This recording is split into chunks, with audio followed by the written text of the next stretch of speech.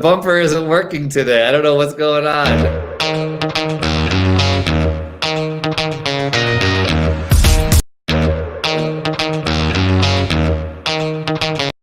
It's okay.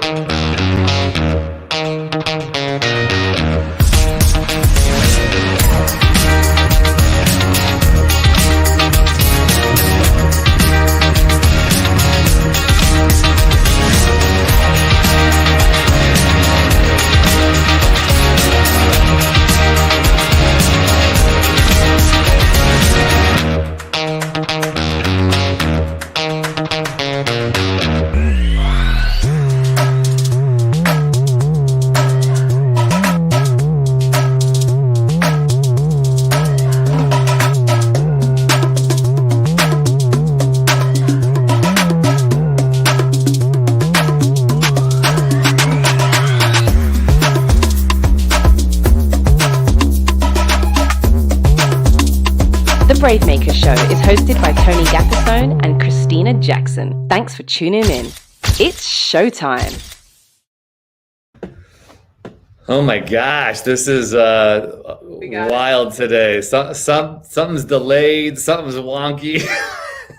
Something's trying to disrupt our celebration. Disruption is right. All right, Krystina. So let's start this again. It's Martin Luther King Jr. Day. Lead us in some conversation and some chat. We got a few people who are watching live. Let's talk. Awesome. Yeah, so we just wanted to have a party and celebrate one of the greatest undeterred civil rights heroes of our times. I'm an advocate. I'm former Miss Wheelchair California, and that's all about advocacy. And a lot of the work that I do has been shaped by the work of Reverend Dr. Martin Luther King Jr. So we are here to celebrate his work. And of course, we're brave makers, so we're going to talk about films.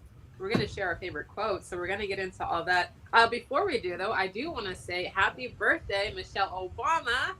We celebrated her birthday yesterday. I got the Obama earrings on. So yeah, this is really just a party. We're just here to celebrate his legacy and the impact it's had on us and the work we do here at Bravemaker. So yeah, if you are just tuning in, happen to be scrolling, my name is Tony Gapastione, and I am a filmmaker and an actor. And I also think of myself as an advocate and activist as well. I really feel like I've come into this place through storytelling and through the power of film and the arts. And as a white person, I often feel my need to learn is compelled by the amount of pain and destruction I see in the world, and the amount of civil rights that I see have been hampered and oppressed, that still are in some ways, many ways, pushed back upon, even in the past week or 2 weeks of the start of our year. The fact that the work of Martin Luther King Jr., I saw a quote by, I don't know, somebody on Twitter, I forget who it was, said that the dream of Martin Luther King Jr. still has not been realized. The fact that his dream is still being sought for and fought for, it's pretty humbling. So I find myself at this place of, as a white person, I know not all white people are like this, but I want to acknowledge the ignorance that we have. And sometimes that ignorance even causes more pain because of the things we say or do. Or even on days like today, we can quote Martin Luther King Jr., but the rest of the year, it's like we do nothing. I want to be better than that. So that's why I really love partnering with my co-host Krystina and learning from her and all of her passions.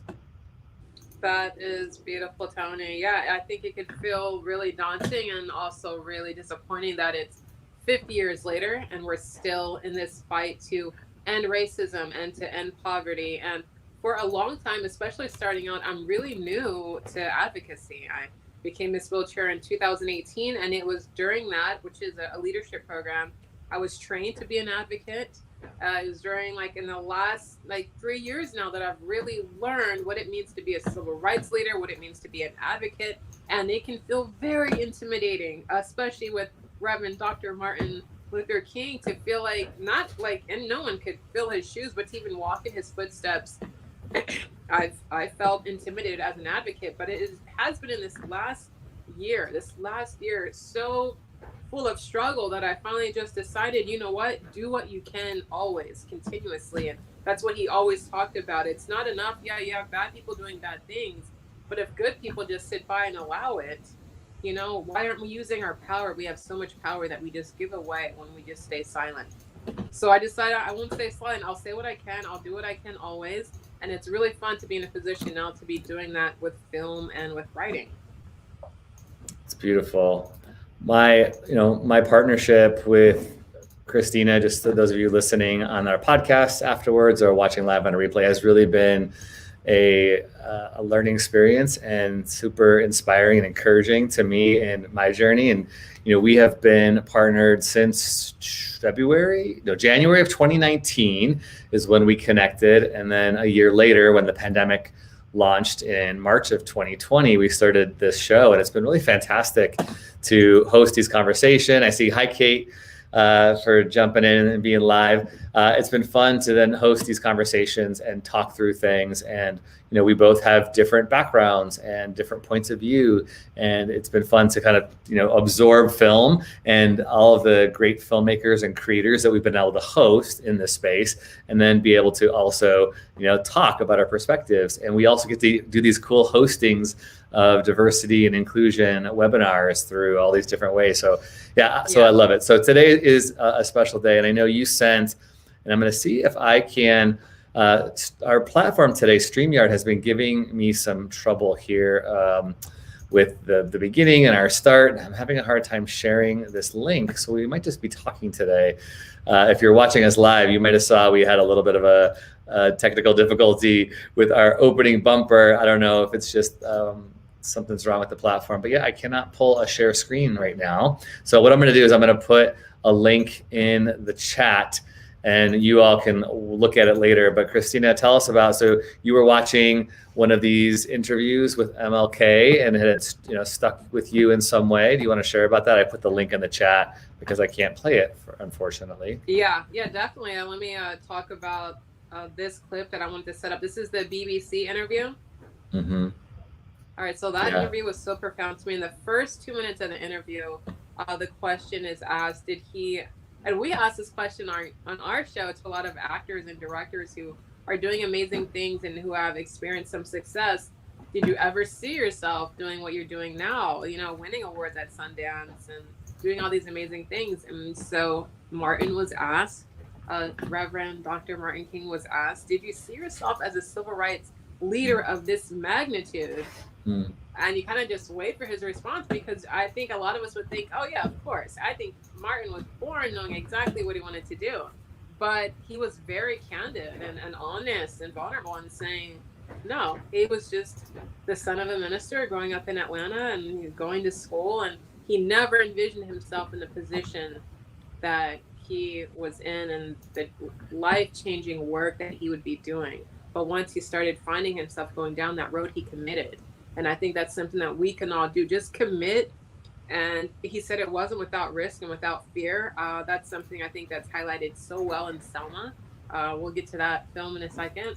But he was a man. That interview did what the documentary Finding Ying Yang did for Ying Yang. It humanized him. It made him like not this huge civil rights leader who's untouchable and we could never even dream of finishing his work. It was like, okay, he's just a man. This dream built over years, over time. He had these horrifying experiences growing up under segregation and under racism that shaped and molded the work that he did. So that's what I really loved about that interview. Like I said, in the first 2 minutes, it's a BBC interview. He just says very candidly, no, never thought he would be doing what he's doing. And I think a lot of us feel like we're reaching for something. We want to have impact.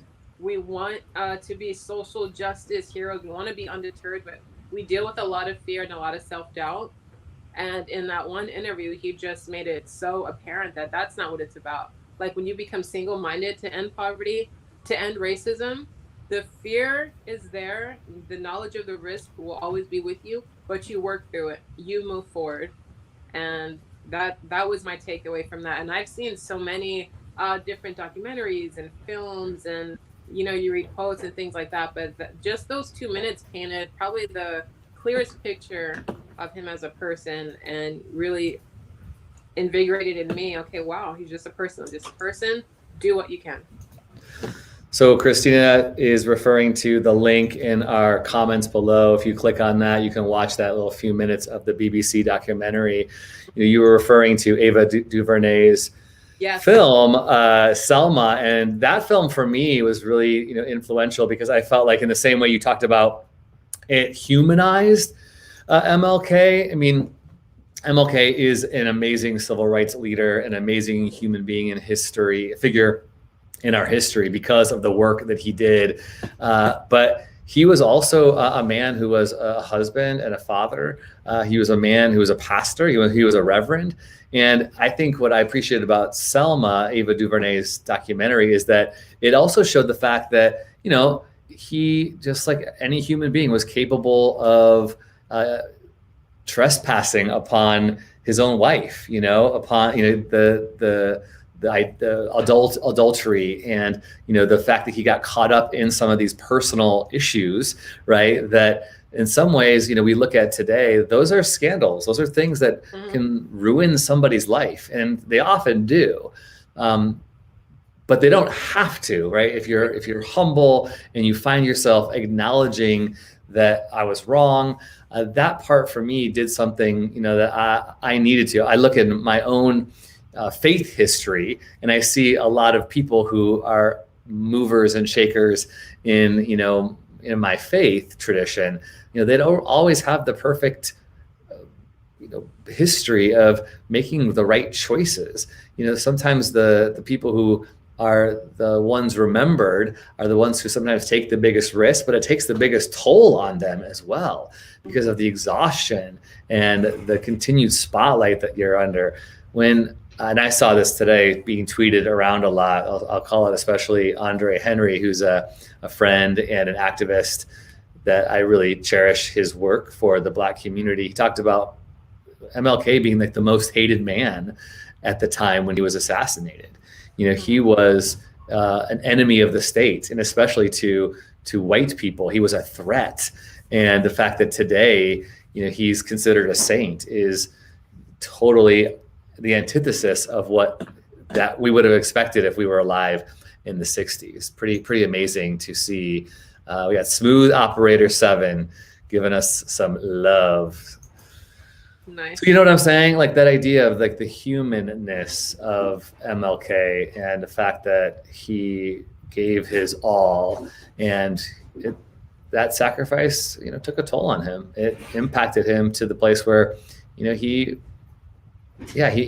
did not honor his wife as he could have. But thankfully, Coretta Scott was a woman who was also a contributor to this movement, and just deserves just as much acclaim as MLK does. Absolutely. And I love what Ava did with that scene between the husband and wife, where she is confronting him, and the two of them were able to move past that. And what I loved about that is what he talks about being loving and kind, and not allowing like the hate and the negativity. That was an extremely you're married. I've been married, and relationships are so challenging, and something like that could really deter you from the work that you're doing, really make you question everything. If your home life, could be falling apart if you don't have that stability, but they did, and they were able to move past that. And I like that they didn't shy away from it, because again, it humanizes him. So many of us aren't out here feeling like, well, I'm imperfect, I've made mistakes, I've stumbled, I'm not good enough to lead anyone, I'm not good enough to, you know what I mean? Like, you can have that doubt, like, well, who am I, to try and do these things? And they just showed him as a man trying to do something in an organized, determined way, and having great success. And that's part of the reason why he was taken from us too soon, because he was very successful. But now, what's going on now, I would just love to encourage everyone, you could pick up where he left off. Like, we're still facing these exact same challenges today, with millions of people, not just in America, going to bed hungry tonight. If you can even imagine that, imagine the last time you went to sleep hungry, and you're going to be hungry the next day. And so we're still fighting poverty, and we're fighting racism. you know we're in the midst of struggling and fighting against racism. I'm coming to you from Dublin, California. It wasn't too long ago. If you remember, we had the producer from Fruitvale Station on, and we just, I won't say celebrate. I don't know what the right word is. We just acknowledged, the anniversary death of Oscar Grant, who was murdered, by a police officer while in handcuffs. So we're still dealing with these exact same things today. So don't feel weary or tired about this struggle. It's fresh, it's here, it's now, and you can do something about it. You just have to decide where do you want to put your efforts and get organized and just take action. Kate says, could not imagine the horrific pressure on MLK and his family, for sure. As a white person, as you're talking, I'm just thinking too about the work that I have to do to be anti-racist. The fact that things that are happening in Oakland, with police brutality in the film Fruitvale Station are still happening today, are still happening on the streets anywhere and everywhere in America today. And how often when we talk about this work of becoming anti-racist or elevating the plight of Black Americans, sometimes we put it on the Black community. And what I think some of the best advice I've ever received has been, it's not the responsibility of Black people to end racism. It's really white people's. It's all of our responsibility. But I have to take on that initiative. I have to be responsible to have these conversations. I need to be responsible to do the reading, to watch the movies, to educate myself, and not just say, hey, Krystina, tell me how to be anti-racist. Tell me how hard it is to be Black. Like those things are even more oppressing when we don't do that work as a white person. So that's one of the things I feel like in my own journey, I have to talk to my white friends. I have to talk to people in my family, in my church, about how we can be anti-racist, and not just say, I'm gonna, call in a professional speaker who happens to be Black to tell us how to do it. Like that's really something for me as a white person that I can do, like you said, to take up the work of MLK, to take up the civil rights activism and make it about what I can do and who I can have this conversation with. I love that. And for me, it really has started with education. Last year gave us a lot of time, I think, to read. If you were at home and didn't have too many little ones running around, and you found that time and you were able to read us some books, we always are recommending Stamped from the Beginning, as well as How to Be an Anti-Racist by Ibram X. Andy, am I going to mess up that last name? Probably. Kendi. Thank you. These were phenomenal books to educate yourself, regardless of your skin color, just of what has been going on in this country, how we arrived to where we are today, and what we need to do moving forward, which is we all need to become anti-racist feminists. We all need to believe in equality. We need to believe in equality and justice for all, and keep that in the forefront of our minds every day, and not get hampered down with the stresses of daily life. Like you said, he was married, he had a wife and kids. Like, he had a life, he still had those responsibilities, and yet he was still reaching for this huge goal, which came with tremendous risk, which they're all aware of, and he still moved forward. So I'll just speak for myself. I'd become comfortable being home. Like, I want to say, like, lazy, like, kind of turn off the TV. I don't want to see it. I don't know what could I do? And really today, like, I'm turning a page. I'm not going to allow that feeling of helplessness and fear to grip me. I'm just going to keep moving forward. Well, you were talking earlier about books, and you recommended Stamped from the Beginning. He's the same author that wrote How to Be an Anti-Racist. One of the things that I reference as a tool for me is these handles on Instagram. One of them is, and again, we're having issues with our sharing, so unfortunately I can't pull up screens right now. One of them is called Attention White People on Instagram.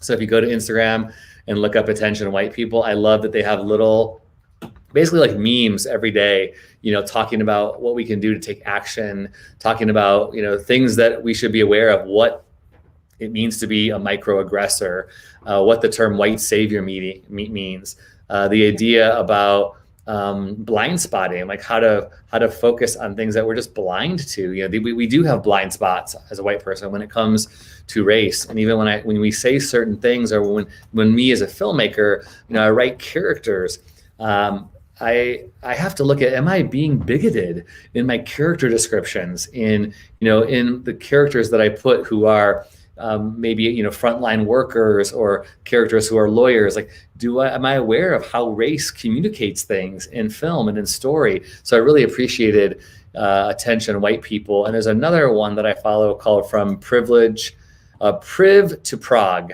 like from privilege to progress, on Instagram. And they too post a lot of things that are really helpful. Today they were posting snippets from MLK speeches and things like that, kind of like what Krystina was talking about earlier. So those are the two that I follow regularly that I really appreciate on Instagram. That's cool. That's a new one. Yeah. What else for you? Any other resources that are helpful for you? Films that you wanted to chat about? I just watched. I'm in the middle of watching One Night in Miami. It's the Regina King film. It just came out a couple of days ago. It's a fictionalized tale of what it was like for these four Black men, one of them being Malcolm X, to come together one night in Miami after Muhammad Ali, at that time known as Cassius Clay, had become like the world champion in boxing. And they talk about all these issues of what it means to be Black in America. It's really fascinating, very talky, very witty, very funny, but also very deep. A really, perfect film for today. What else am I doing? Well, what I really appreciate about his work is the non-violence peace aspect of it. I'm on a spiritual journey myself, and one of his quotes, which we rarely see, is he talks about non-violent or non-existent. That's how human beings will move forward. It'll be non-violently. We'll find a way to work together, or we won't be here anymore. And so I just really appreciate, in his work, that he acknowledges that it's not going to be with violence. And if you're thinking along those lines, I think that's coming from a very fear-driven place. And so I like that he addresses, the issue of fear and hatred and love. And so to go back to the book recommendation, another book that I love to recommend is The Path to Love by Deepak Chopra. Fantastic writer and spiritual teacher. And I know that Dr. Reverend Martin Luther King was very influenced by Gandhi and his work. And I just appreciate all that, and it feels good to know that he had so much success using these methods. So they're tried and proven, and it's just really up to the rest of us to pick up where he left off in a massively unified way in order to reach our goals. Deepak Chopra, The Path to Love. Yes. Yeah. I'm going to put that in the chat as well. Well, on this day of 2021, we're 18 days in. We're a few days out to we must spread more love. Smooth operator. Yes, we must spread more love. The other day I heard someone say something about how that idea of spreading love can be so simplified and cheapened. Like, oh, it's just kind of like what everybody says, spread love. But I forget who said it, but the person was saying, no, when I talk about spreading love, I'm talking about the deepest work you could ever do, the most humbling and life-altering, heart, gut-wrenching work you could ever do, to forgive someone, to love someone, to accept someone, to care about someone enough that you would sacrifice on their behalf. Like, there is some deep love that we need to do in this country on every level, in every institution, from the education system to the church, institution of the church, to our politics. Like, the work of love is something that you can't just, it's not just like a candy heart on Valentine's Day. This is a deep work for all of us that requires self-reflection and awareness of our judgments, of our jealousies. And so, I thank you, Smooth Operator, for chiming in and for saying that, because that is a big part of what we need to do. And I think for all of us, it's going to look different. It's going to look different. Some of us really need to do a good therapy session with somebody who can help dig into some of our past and our pains and our traumas. Others of us need to get educated and read and get more knowledge. And others of us need to do all of the above, but we just need to get out there and we need to do some work and we need to talk with people and we need to protest and we need to interject ourselves into racist conversations and stereotypes and prejudice happening in our workplace. And Reverend Dr. Martin Luther King Jr. talked about technology being our ally. And this was 50 years ago, and technology has come such a long way. And it is our ally, and it's a way that we can unite and connect like never before. And when I talk about love, I'm thinking of the deepest recognition of how sacred life is. And that we're all one. Like, that's what I mean when I talk about love. So like you say, yeah, it's not a light, fluffy candy hearts on Valentine's Day. Like, we are talking about recognizing your humanity in another to a degree that you can never strike them down, regardless of their skin color or gender, or sexual identity. As we sign off here, I'm just thinking of all of my conversations I've had in the past year with white friends and family, and how easy it is for us to get defensive, because nobody wants to be called racist. Nobody wants to be called out for doing things or saying things or coming off. I was thinking like years ago, I got defensive when somebody told me, a Black friend of mine told me about how somebody called them a racist slur. I got defensive, like almost like I couldn't believe it. Like, what? Oh my gosh, the way that I responded. And a white friend of mine called me out on that. And I was so grateful for it. But the way that he called me out was shaming me. And so I didn't respond well. And it was just all this mess. And I look back at it today and go, it's okay to get messy in these conversations. We're not going to do it right. But if we start with that feeling of I have to get it right, then we're not going to move anywhere. Brene Brown says, I'm not here to get right. What did she say? I'm not here to get it right. Right. I'm not here to be right. I'm here to get it. That's right. I'm not here to be right. I'm here to get it right. That's right. Yeah. If I have to come off as right and a know-it-all all the time, I'm going to get nowhere. But if I'm willing to say, you know what, I messed up. You're right. I'm sorry. I want to do better. I want to be better. That's going to be progress. So if we can just toss away the need to be right, because no one's life is changed when you are right all the time. No one wants to be around someone who's right all the time. But when someone's humble and teachable and willing to say, you know what, I'm wrong, or here's what I think and I could be wrong, or here's how I see it, but I might be wrong. Help me understand how I could do better. Help me understand how you see it or how it is for you. That's where progress can begin. My thought. Yes. Kate says, big challenge, finding the humanity in all of it. Yes. And may we do that. May we all find the humanity. We all have flesh and blood. Our skin color is going to be different, but it's all flesh, it's all blood. Somehow, family, brothers, sisters, siblings, we can be together somehow. Krystina, final thoughts as we sign off for Bravemaker MLK Reflection.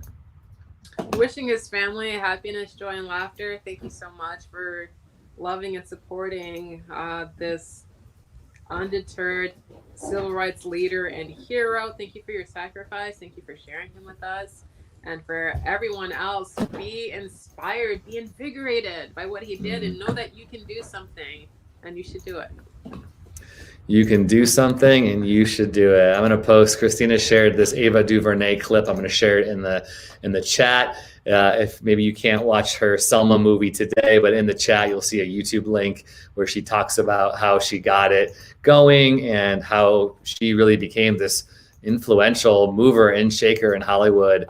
And she continues to be. So go check out her work. And thanks for Krystina for instigating this 30-minute conversation today. It was fun to chat.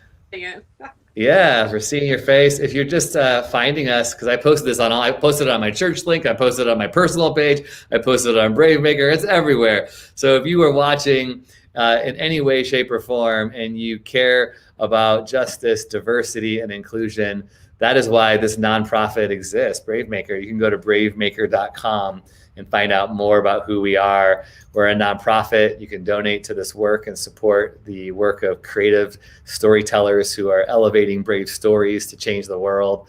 And you can actually get free movies. We just had this fantastic free film, didn't we, last week, called Finding Ying Ying. Yeah. And we sent it out to all of our subscribers who sign up at bravemaker.com/buzz. And Krystina and I are on live every Friday. We do this live every Friday for anybody and everybody who wants to talk about creativity in film. We do a live show, 4 p.m. Pacific time, 7 p.m. Eastern Standard Time. And that is on our YouTube page and our Facebook page, all this kind of stuff. It is super fun. Thanks for my friends chiming in here. Good to see you. Thank you so much for watching, everybody. It's beautiful. I love doing this kind of stuff. Super fun. Krystina, who's my good friend and co-host and an amazing creator. She's working on a bunch of stuff. We normally, every Friday, talk about how we're braving our way. We didn't do that today. And we talk about our favorite things. So join us on Friday to be a part of these discussions. We're really grateful you're all watching today. We always end our conversation by saying this one phrase: brave stories change the world. And you are the story. See you, everybody.